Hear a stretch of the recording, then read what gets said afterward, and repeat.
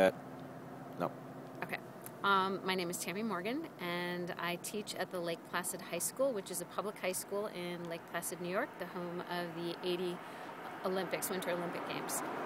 I teach an advanced placement course in environmental science, which will help students gain college credit if they do well on the exams at the end of the year. I also am the mentor for the Environmental Club, which currently has about 60 active members in a high school that graduates 80 students. So those members are coming from the ages of 15 on up to 18 years old. And they've been able to do quite a few big projects. Each year we create what we call a climate action plan. And through the climate action plan, we have different components, and students can choose which component they want to participate in. The students in the advanced placement course have to do a senior project in order to graduate. It's part of the graduation requirement. So their senior projects have ranged from creating a paper recycling program for the district to creating a hydroponic lettuce growing facility within one of the classrooms. And a lot of the projects are geared towards educating the younger students at the school and trying to drum up interest in that environmental club from the earlier ages on up. We have a big celebration in the United States in April called Earth Day. It was initiated in the 70s with Gaylord Nelson, and it's a national holiday, but it's one that not a lot of people participate in.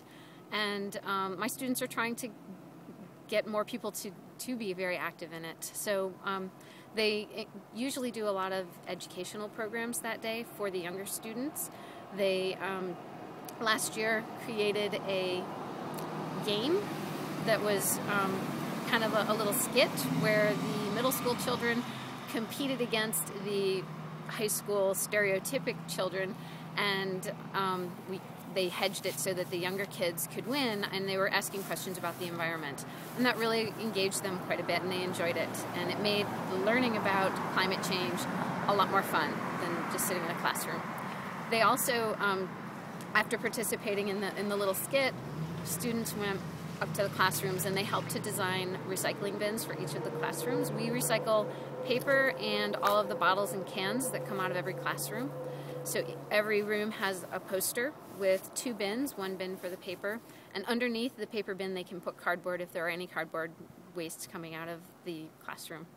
And then the other bin is for all of the cans and bottles. In America, a lot of students drink bottled water, and while we'd like to discourage them from using bottled water, we also, if they're using it, would like to be able to recycle those. And in New York State, currently, all bottles and cans that have carbonated beverages or water in them, you pay 5 cents extra at the time of purchase, and you can return those bottles and get those 5 cents back. So that's a huge fundraiser for our club, and it supports our other activities like the hydroponic system.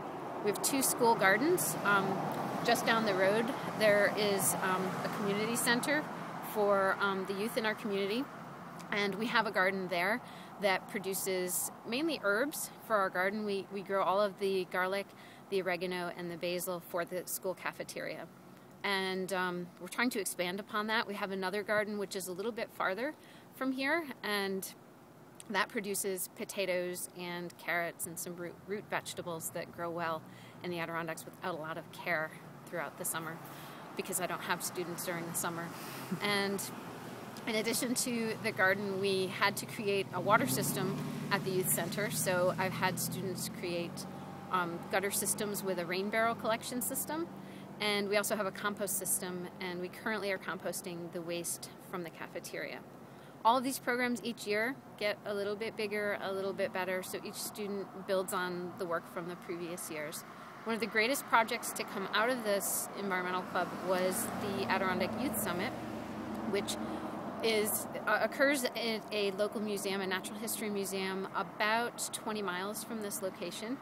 We worked with the museum staff to create a project where teams of students from all around the Adirondack Mountains, which are in the upstate region of New York State. The teams include 1 teacher, 1 administrator or facilities manager, and 4 to 5 students from that high school. We also have 7 colleges participating in the program, and again, the teams are composed of students, teachers, and administrators or facilities managers. The object of the teams is to spend 2 full days fully immersing in climate change education, and they learn about other schools and what they're doing to improve their to decrease their carbon footprint.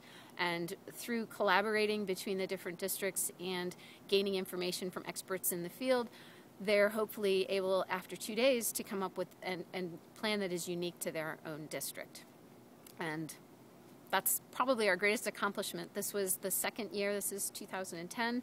2009 was the very first Youth Summit, and we hope to continue this on for years to come because it just makes our program better every year. It gives us a reason to do what we do and forces us to continue to improve ourselves. I guess that's it.